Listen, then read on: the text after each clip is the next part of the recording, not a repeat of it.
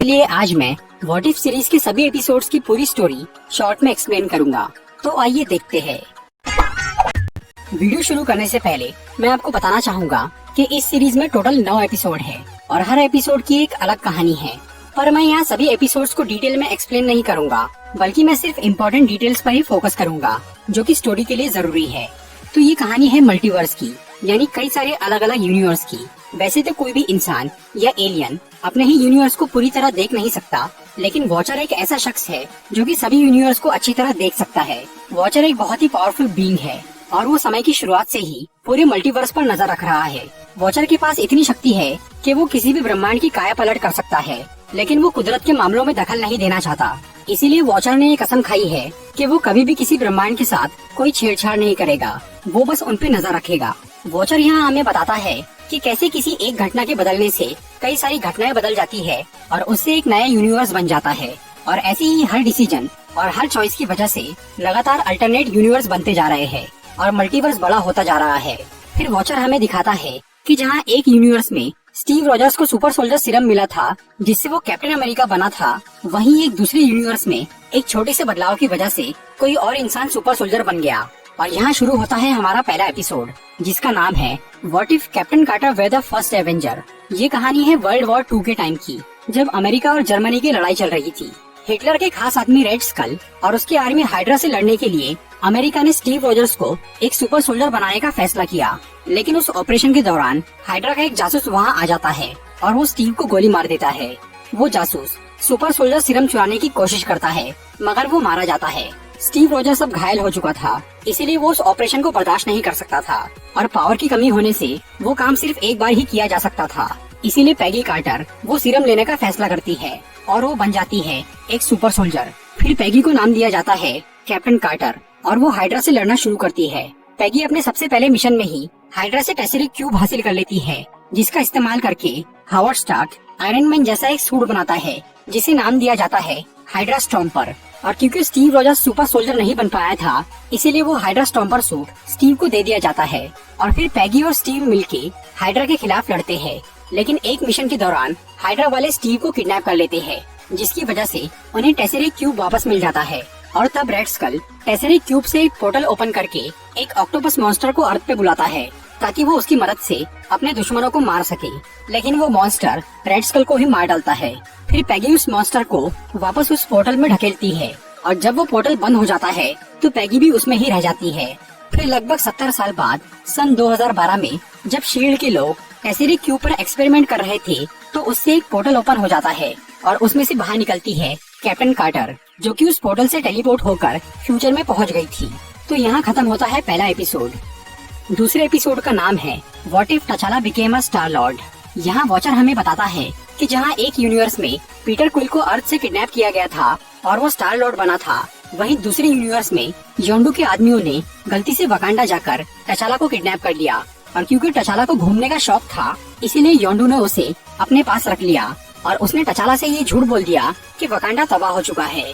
फिर बड़ा होकर टचाला बन जाता है स्टार लॉर्ड, एक ऐसा लुटेरा जो अमीरों से लूटता था और गरीबों में बांटता था। वो बहुत नेक दिल था और सब उसे पसंद करते थे, यहाँ तक कि उसने थेनोस को भी कन्विंस करके उसे यूनिवर्स की आधी पॉपुलेशन मिटाने से रोक दिया था। फिर नेबुला टचाला से मिलती है और वो उसे ये बताती है कि टेनेलियर टिवान यानी कलेक्टर के पास एम्बर्स ऑफ जेनेसिस नाम का एक ऑब्जेक्ट है जो कि किसी भी बंजर प्लेनेट को हरा भरा बना सकता है। और क्योंकि टचाला को सबकी मदद करना पसंद था, इसीलिए वो सोचता है कि वो उस ऑब्जेक्ट से पूरे गैलेक्सी की लोगों की भूख मिटा सकता है। इसीलिए टचाला अपनी टीम के साथ कलेक्टर के म्यूजियम में जाता है एम्बर्स ऑफ जेनेसिस चुराने के लिए। फिर वो सब कलेक्टर से लड़के काफी मुश्किल से वो एम्बर्स चुराते हैं। उसी मिशन के दौरान टचाला को ये पता चलता है कि उसका देश वकांडा अभी भी मौजूद है और उसके घर वाले आज तक उसे ढूंढ रहे हैं।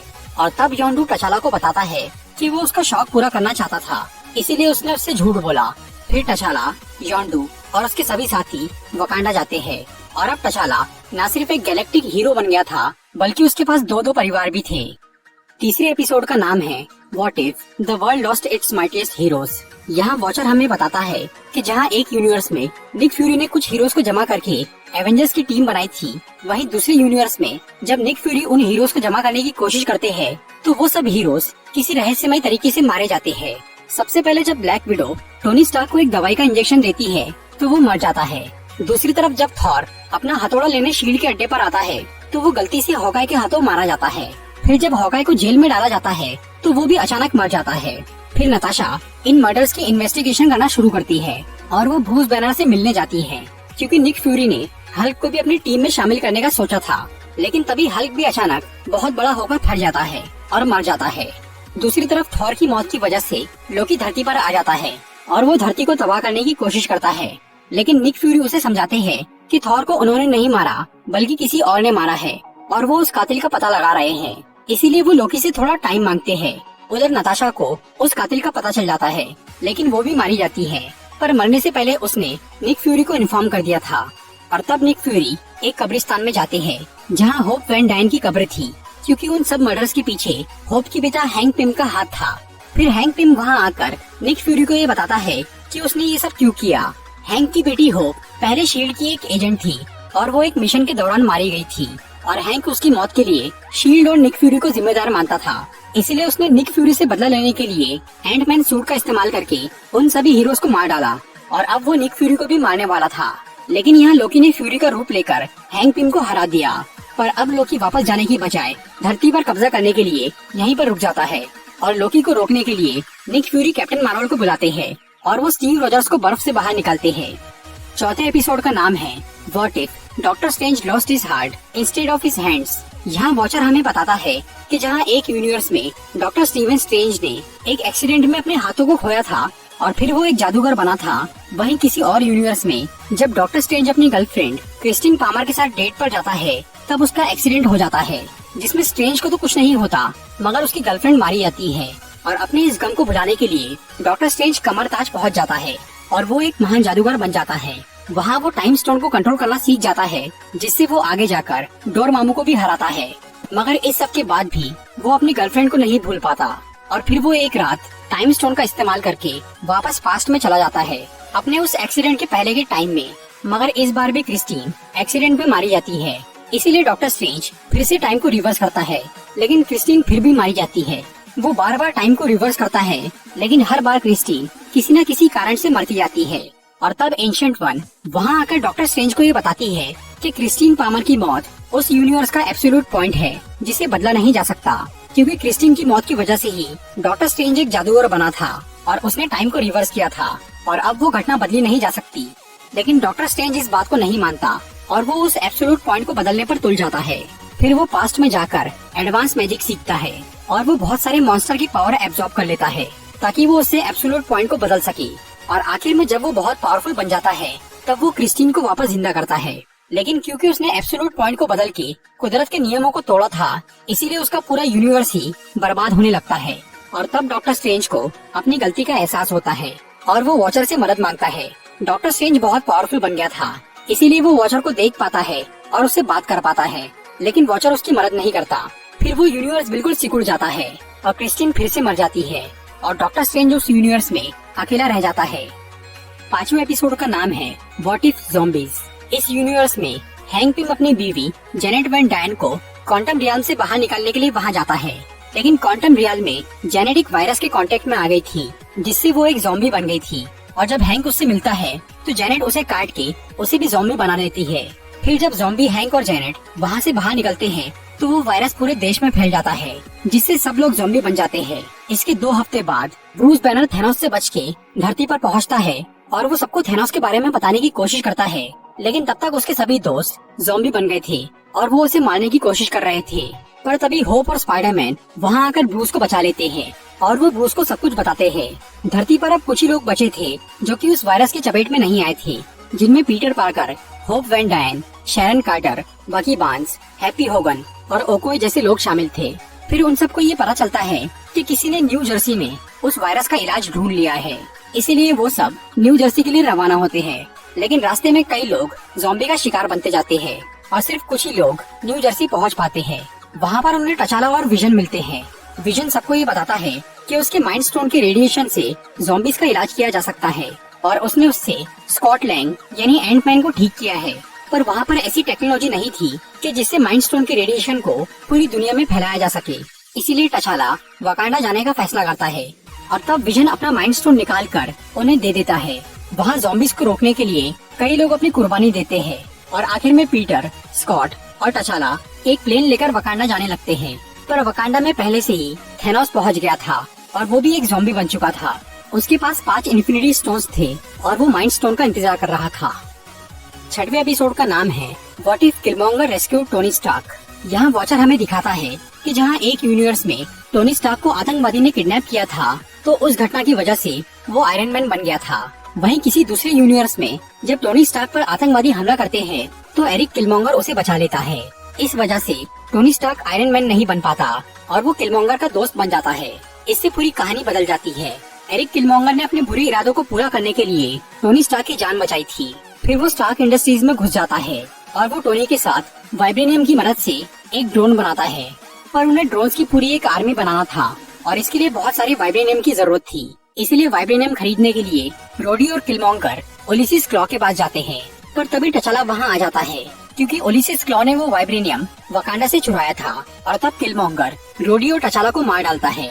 असल में किलमॉन्गर ने ओलिसिस क्लॉ के साथ मिलकर पहले से ही ये सब प्लान किया था। वो उन दोनों की मौत को ऐसा पेश करता है जैसे रोडी को टचाला ने मारा है ताकि अमेरिकन गवर्नमेंट वकांडा की दुश्मन बन जाए और टचाला को रोडी ने मारा है ताकि वकांडा वाले अमेरिका के दुश्मन बन जाए। लेकिन टोनी को किलमॉन्गर की असलियत पता चल गई थी, इसीलिए वो टोनी को भी मार डालता है और वो टोनी की मौत के लिए भी वकांडा को दोषी ठहराता है। इसीलिए यूएस आर्मी वकांडा पे हमला करती है।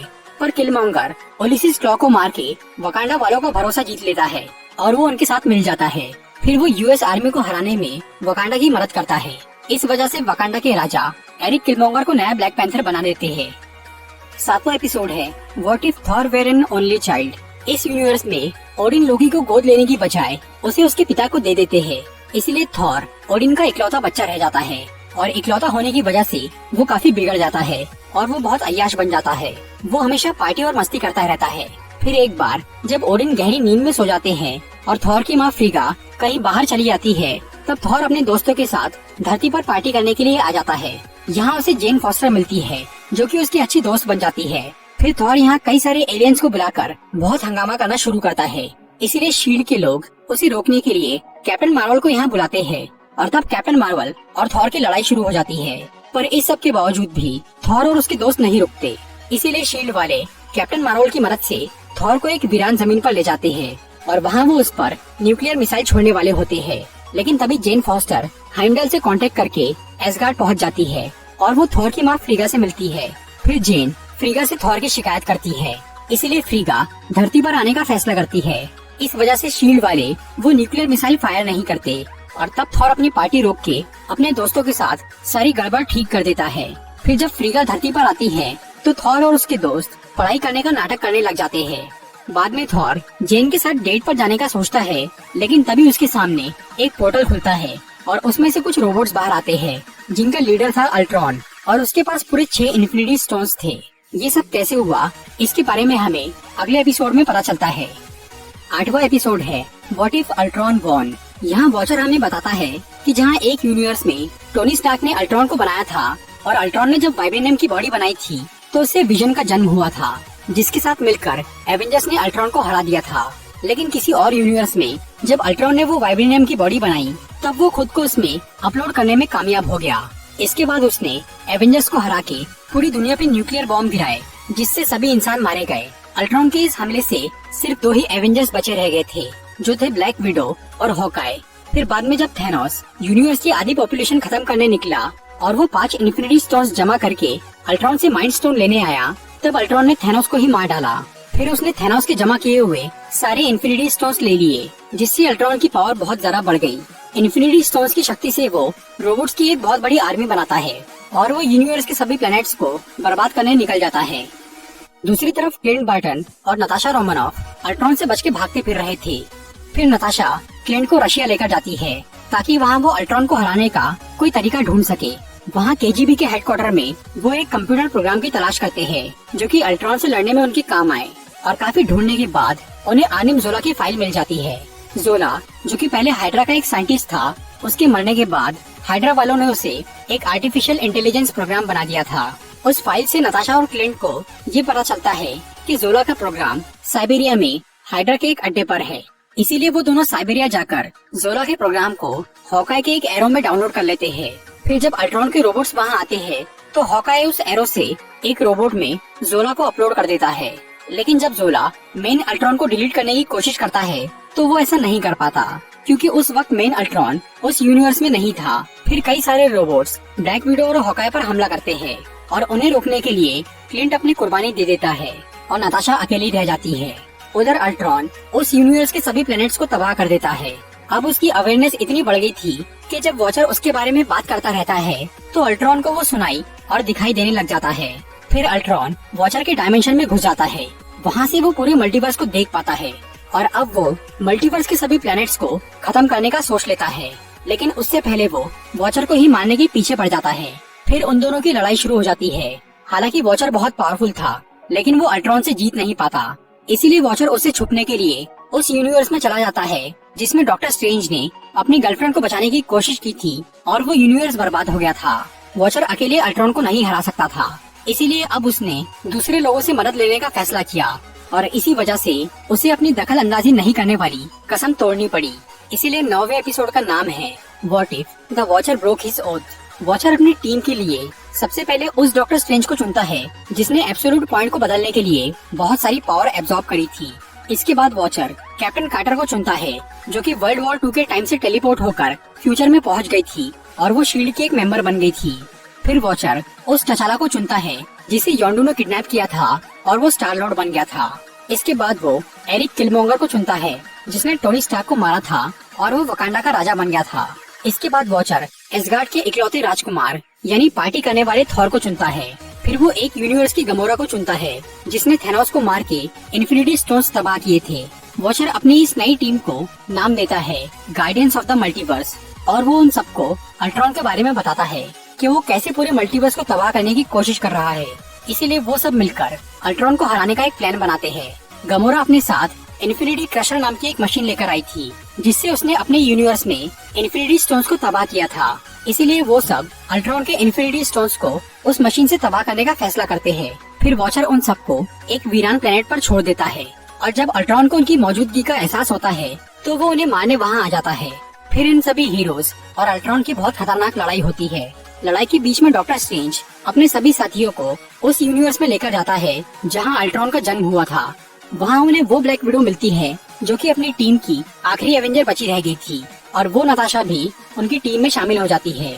फिर वो सब मिलकर अल्ट्रॉन के साथ लड़ाई करते हैं और उसे पकड़ लेते हैं और तब गमोरा अपने इन्फिनिटी क्रशर से उसके इन्फिनिटी स्टोन्स को तबाह करने की कोशिश करती है, लेकिन वो स्टोन्स तबाह नहीं होते और तब अल्ट्रॉन उन्हें बताता है कि वो मशीन इस यूनिवर्स में काम नहीं करेगी क्योंकि हर यूनिवर्स के इन्फिनिटी स्टोन्स थोड़े अलग होते हैं। फिर अल्ट्रॉन डॉक्टर स्ट्रेंज को मारने के पीछे पड़ जाता है क्योंकि डॉक्टर स्ट्रेंज ही उस टीम का सबसे पावरफुल मेंबर था और वो ही बाकी सबको बचा रहा था। इसी दौरान नताशा को उस एरो की याद आती है जिसमें उसने जोला का प्रोग्राम डाउनलोड किया था। इसीलिए वो पैगी के साथ मिलकर अल्ट्रॉन को वो तीर मारती है और तब जोला अल्ट्रॉन की बॉडी में घुस जाता है और वो उसे अंदर से डिलीट कर देता है। लेकिन अल्ट्रॉन के नीचे गिरते ही किलमोंगर उसकी बॉडी से सभी इन्फिनिटी स्टोन्स निकाल के अपने पास रख लेता है और वो अपने साथियों को ही मारने की कोशिश करता है। पर तभी जोला, जिसने अब अल्ट्रॉन की बॉडी पर कब्जा कर लिया था, वो उठ जाता है और वो किलमोंगर से इन्फिनिटी स्टोन्स छीनने की कोशिश करता है। वो दोनों ही अपनी पूरी ताकत लगाकर इन्फिनिटी स्टोन्स हासिल करना चाह रहे थे, इसीलिए वो स्टोन्स उन दोनों के बीच में ही अटक गए थे।